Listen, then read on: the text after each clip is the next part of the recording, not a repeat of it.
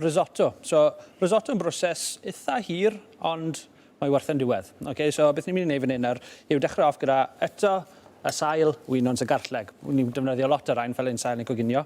Ond beth ni'n mynd i wneud i torri wynons sy'n. Okay, yn eitha fan, ciwbio fach, gymryd eich amser. Okay. Ac yna, ni'n adio hwn i'r ffrimpan, gyda twtsh o olew olewydd a tyma bach o menyn i dechrau meddalu'r llysiau yma. Okay? Be ni'n moyn wneud yw extractio gyd y blas mas o'r llysiau, okay? Heb i frwno nhw. Ni'n moyn nhw cadw'n eitha golau. Okay? So, tyma bach o olew a tyma bach o menyn. Okay? A adio wedyn twtsh o halen. Deni'r lleithder mas, deni'r dŵr mas, a hwnna'n mynd i stopio'r broses rhag losgi. Dwi'n siŵr fi'n dweud hyn bob tro, de, a dwi dal ddim yn neud o. Pan dwi'n ffrio'n ionyn, dwi'n anghofio halan ar efo. Bwysig iawn. Dwi'n anghofio, yn ymrys, be bynnag, dwi'n jyst neud fewn o fo. So, clwf y garlleg mewn da hwnna, yn fan iawn. Ac yna, gen i esgus bod hwn wedi coginio am tua 8 i 10 munud. Tan bod popeth yn dechrau goleio, a chi'n gweld bod nhw bron yn gallu gweld trwyddo'r y llysiau, okay? A'r cam ni wedyn, byddwn ni'n adio yn reis risotto ni. So, aborio'r reis. Beth mae hwn yn neud yw amsugno hylif, okay? So mae amsugno blas mewn ffordd. Dwi'n heinen o hwn mewn. So mae'n bwysig bod ti ddim jyst yn defnyddio unrhyw reis, de? Na. Beth sy'n mynd i digwydd, so chi'n defnyddio rhywbeth fel reis basmati, beth gewch chi yw slwtsh mewn ffordd. Mae fe mor tenau, a wedyn mae'n jyst yn gorcoginio, a gewch chi rhywbeth fel tatws potch yn diweddar. Mae'n creu, mae'n rhyseit India fi'n gael, fi'n credu, fi'n ffili cofio enw fe, ond mae'n bit o fe brecwast, fe bach o porridge, a mae'n defnyddio reis arferol i wneud e. So, at hwn nawr, gewn ni adio bach o stoc. So, sy'n bwysig, bod ni'n troi'r gres lan ychydig.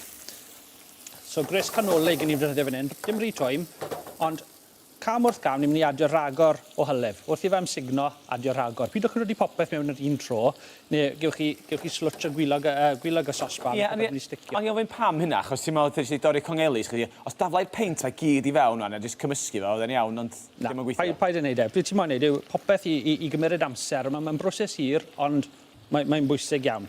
So, wrth i ni esgus bod hwnna wedi digwydd am tua 15 munud, be bewn ni nesaf yw adio ein butternut squash. So, dod fel un, i ddechrau, chi'n tolio fel ni hanner, a gewch chi rhywbeth tebyg i hwn.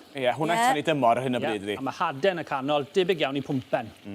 So, lan i chi, sy'n rhaid defnyddio squash, diwedd y mis nawr, defnyddiwch y pwmpen. Mae pawb yn meddwl, pawb torrwch tynnu gyd y canol mas, torrwch mynd i cubio bach, a gwnewch risotto dy fe, mae'n gweithio'n da iawn. A ydych chi sôn os ydych chi o Sian, a pwmpenni rein o benodol o butternut yn anodd iawn i dorri, dydi? Ti bron iawn eisiau llu mynd drwy efo. So byddwch yn ofalus adras chi wedi wneud. Gallu prynu nhw nawr, cofia, wedi cael eu torri'n barod yn dwyt ti, ti'n modd? Pecynnau nhw'n barod i fynd. O, wan sydd hynna wrthi fi. So, 15 munud, chi'n gweld nhw'n chwyddo lan, oce? Ni'n adio twtsh rhagor o'n stoc ni nawr, a dod yn nôl i pwynt berw.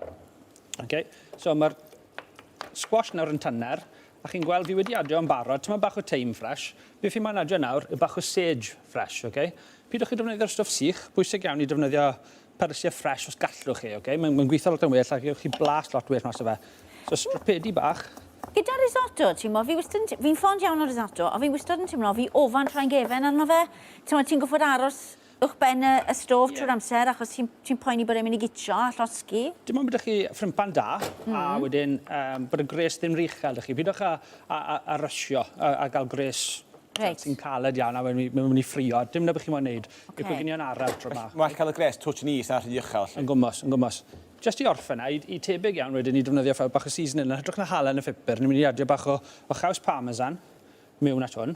Dwrned hwnna mewn sy'n... Neis. Ac yna, bach yn gwahanol, dwi ddim yn traddodiadol iawn i dod i mewn i risotto, ond ni'n dod i bach o caws mozzarella. So, prynu nhw'n fawr, neu gallwch chi prynu nhw fel peli bach. Fi'n dygod dwi'n neud y peli bach fan hyn nawr. So, yn hytrach na torri fe, twlwch nhw mewn yn cyfan. Beth chi'n mynd i wneud? Mae hwn yn mynd o rhywbeth, o'n i'n meddwl yn eitha iachus, bach yn drwg gwan dydi? Dim byd yn iachus beth i'n gwneud. Dan, beth wedi sylwi hynny, pan sy'n bach o siwgr, mae hanner potsi ddim wedi fewn.